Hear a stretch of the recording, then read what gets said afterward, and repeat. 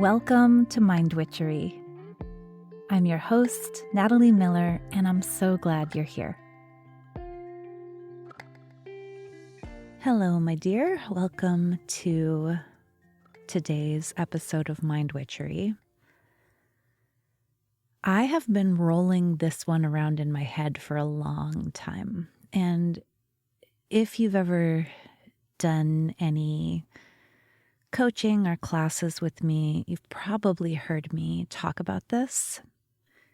It does feel so deeply true to me. So today's episode is about why you teach what you have to learn, why you are in this world sharing the very thing that you are figuring out.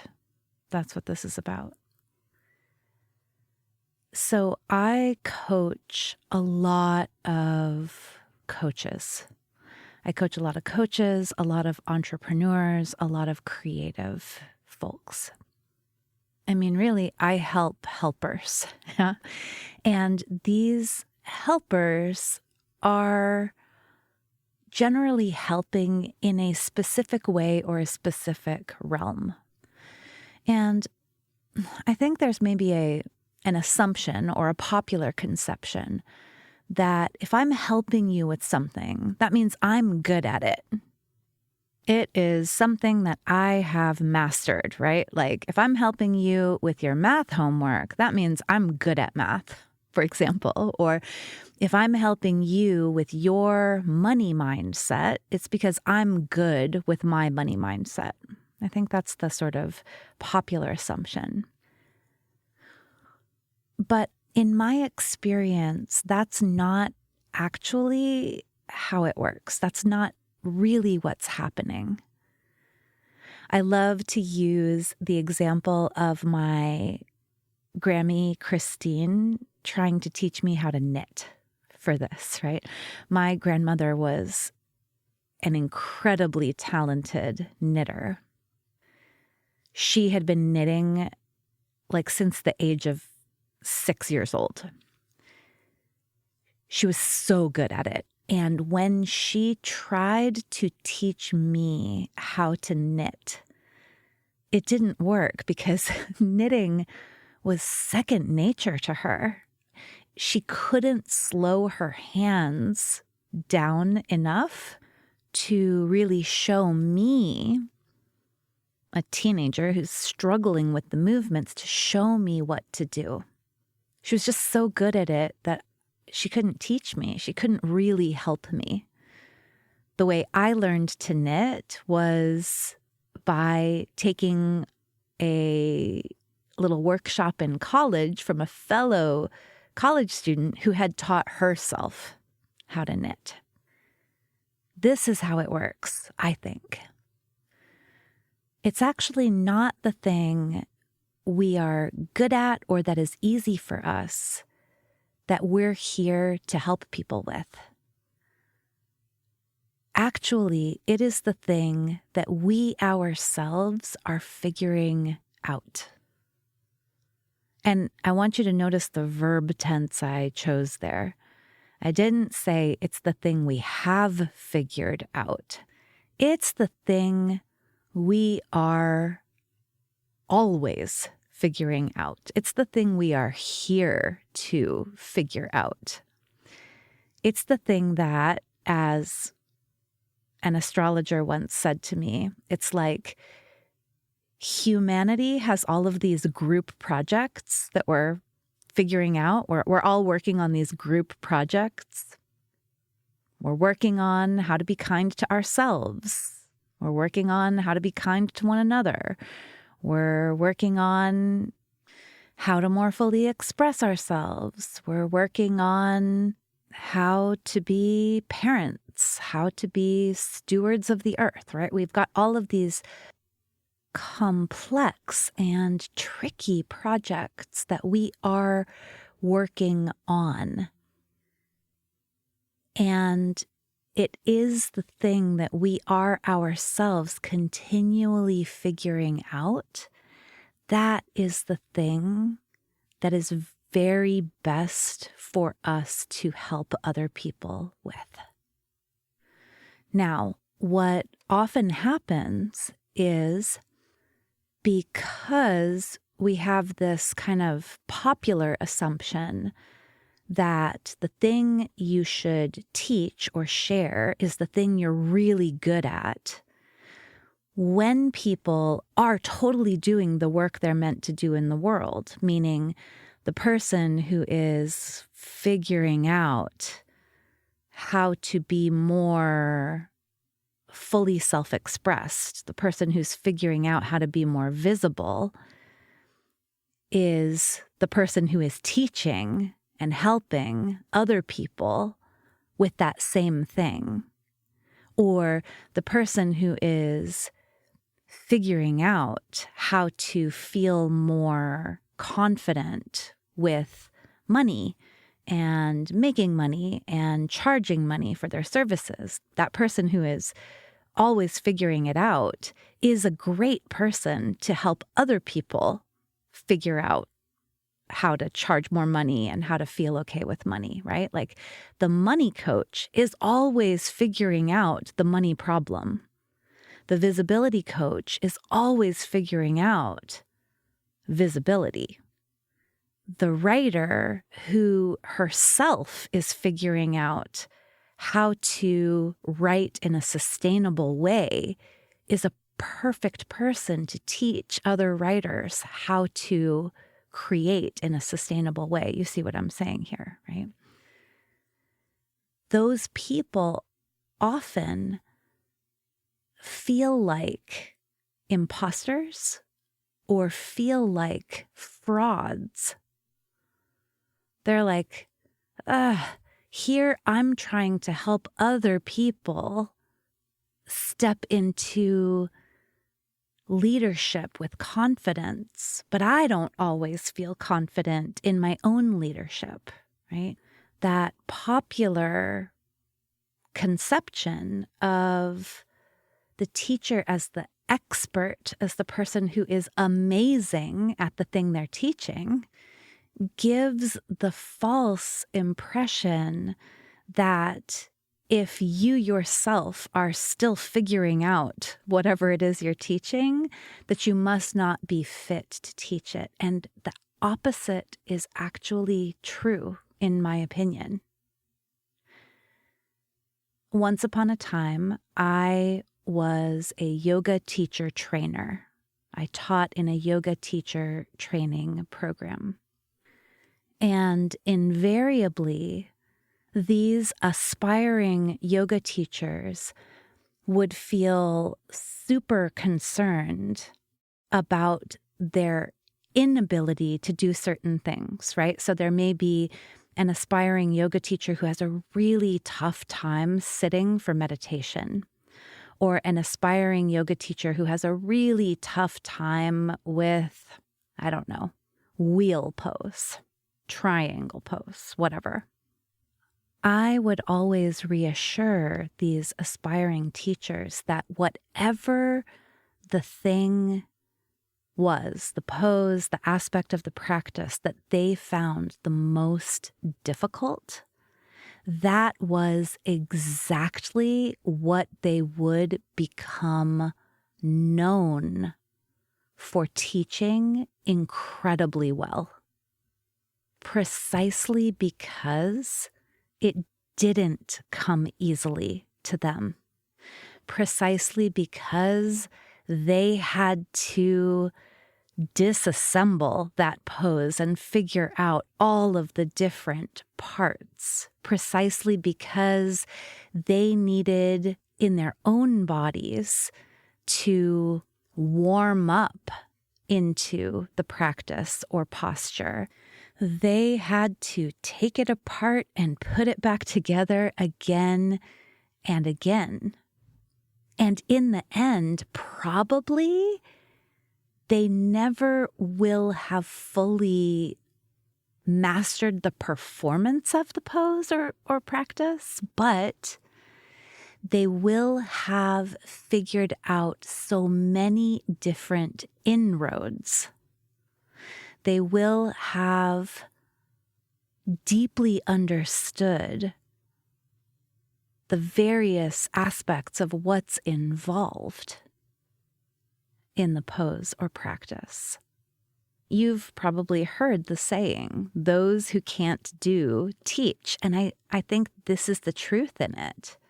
Yeah, if it is a challenge, but a challenge that you are willing to keep accepting, then this is the perfect thing for you to help other people with. So I would reassure these yoga teachers, downward facing dog is just perpetually difficult for you. Congratulations. You are going to be the most incredible, insightful, helpful teacher of downward facing dog. I know it. And back to my original examples, feeling good about money is perpetually challenging for you. Amazing. You are going to be so good at helping other people figure out how to feel good about money. Visibility, standing out, that's something that's like, it's like something you're always working on. Amazing. You are going to be an incredible visibility coach. Writing in a whole self-honoring way is something that you've been working on and are still working on. Amazing. Teach that. Help with that. Okay. So I do want to articulate, I think, the 3 component parts of why it is that your most powerful work to share is your most powerful personal work, right? And so the first is what I just explained to you, right? Because it's challenging for you, you are always learning so much about it, right? Like your understanding of this project is nuanced, it's complex. You've taken it apart and put it back together. So that's one piece.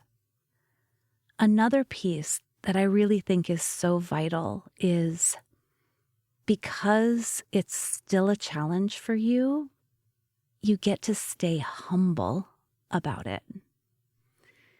And that humility is what helps you connect much more deeply with the person you're helping. For example, I am here to help people trust that they can be their whole selves. I'm here to help people trust that they really can do what they want. And that when they are their whole selves and when they do what they want, that's where they'll find ease and flow and abundance and fulfillment and vivacity, all the things. Yeah? I myself am always working on this. I'm always working on this.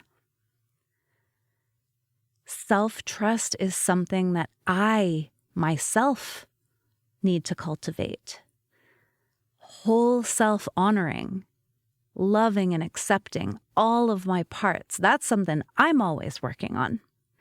Doing what I truly want, not what's expected of me, not what would please other people, but what I want. That's something I'm always working on. When I am coaching someone who is afraid to show their whole selves, someone who is having a really difficult time figuring out what they want because there are so many expectations weighing so heavily on them. When I am helping that person, I connect with them more deeply because I myself am doing a version of that too. And I have been doing a version of that for like decades. I'm like the woman in college watching my hands fumbling over yarn and knitting needles, knowing just what that feels like and saying, okay, wait, hold on just a second. Try this. Try holding it this way. Okay, that doesn't work. Oh, you know what? Try putting the yarn over here instead of over there, right? She herself knew the awkwardness that I was experiencing and could meet me there in a way that my incredibly naturally talented grandma could not.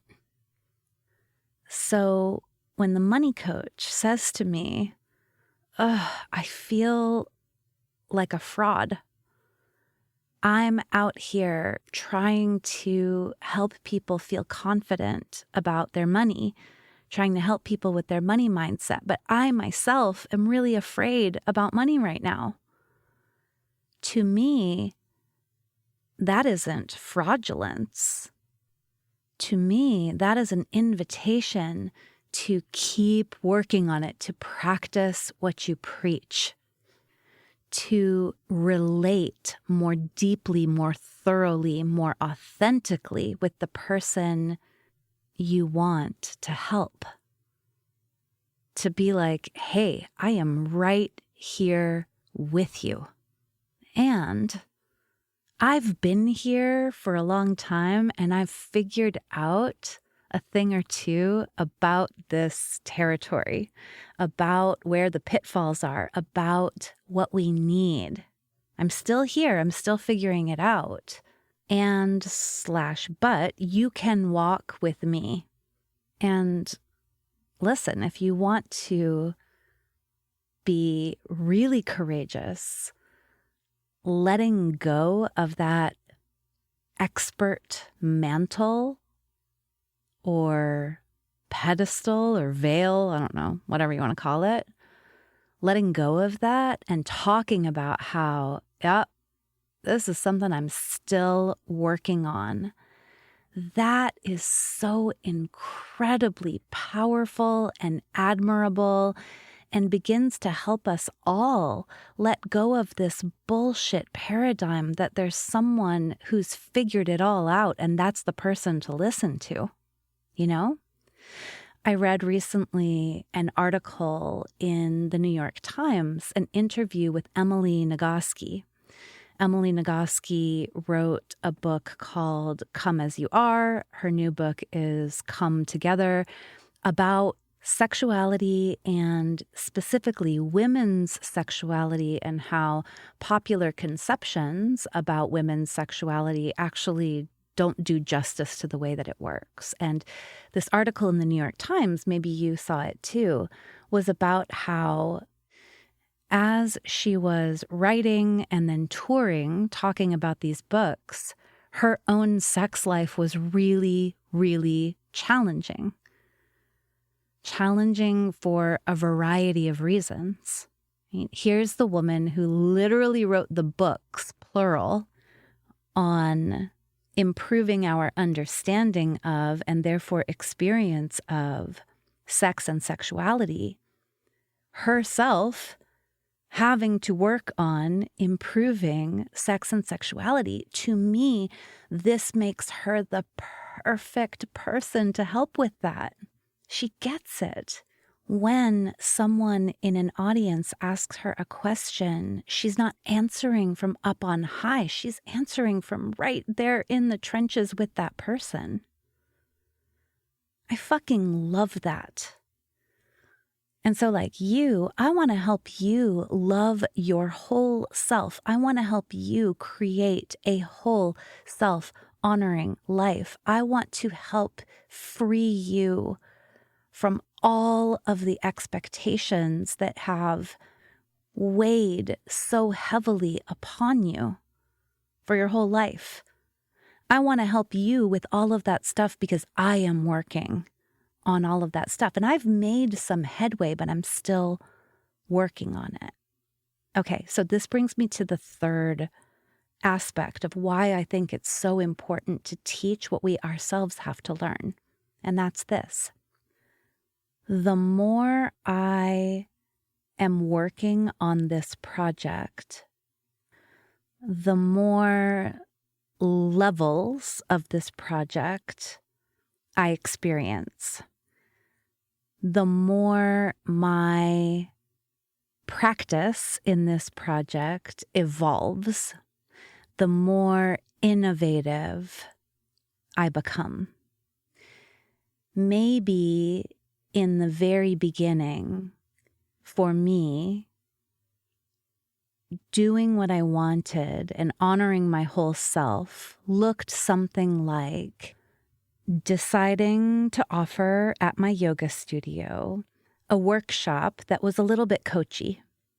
Right? Maybe once upon a time, putting that coachy workshop out into the world felt like a big, expressive, whole self-honoring step. So I did it. And now, years later, what I am creating is even more innovative. It's even riskier. It's a little scarier. I mean, listen, my next retreat to New Mexico this summer, Luminous and Taos, includes a session with an artist who is going to draw you as nude as you are willing to be. And that is because on my own journey to love and honor my whole self more and more, I found the experience of commissioning a nude portrait of myself to be so incredibly empowering that I was like, all right, let's build this into a retreat. I am myself taking it all to a next level. I'm able to offer it at a next level because I'm still in the challenge. I'm still over here saying, for my work in the world, I want to do exactly what I want to do. I want to trust that when I create from a place of my own impulse and desire, that it will work. Am I a little anxious about it? Yeah, totally. And the whole reason I am really good at helping other people trust themselves to create what they want is because I am still figuring out how to trust myself to create what I want. And I'm doing it at a deeper level. I never know what to say here. It's like, is it a higher level, a deeper level? Anyway, it's with more intensity, right? This isn't just a workshop. This is a whole week. And this isn't $49. This is $10,000 because I am relentlessly, hopelessly committed to this project of trusting myself to do what I want, this project of learning how to honor more and more and more of myself. I'm committed to these projects, and so I've made some headway with them. And what I hear from you, I mean, maybe not you specifically, but from people out there, what I hear is that you can feel that I'm right there in it with you. You can feel that I'm walking the talk. I'm not just talking it. I don't pretend to have it all figured out. And very frankly, anyone who does pretend to have it all figured out, I don't think that is the best teacher or coach. Because I believe we teach about or coach on the very thing we are ourselves still learning. So, quickest review, those 3 components. Number 1, because you are figuring it out and because it doesn't come easily to you, you actually understand it better. You have to. You understand the components, you understand the pitfalls, you understand that there's always a little more to it. Because you are still figuring it out, you can more deeply, more empathetically, more authentically connect with the other people who are struggling, the other people who are still figuring it out. And then finally, because you are still figuring it out, your understanding will evolve. It will get more nuance. It will get more depth. It will get more intensity. And this means that you are growing. This means that you are innovating. This means that you are able to meet and support and maybe even guide people who are at various points in their own process around this project. It's the very, very best news if you are teaching what you are still figuring out, especially if you are willing to admit that you are still figuring it out, especially then, because that means that you are in full integrity. That means that you are open to keep learning and to keep evolving. And there is so much power in that. All right. That is your Mind Witchery for today. Thank you, as always, so much for listening. Thank you also for sharing this episode with someone you think might really need to hear it. I would love that. And thanks so much for tuning in next time. Bye for now.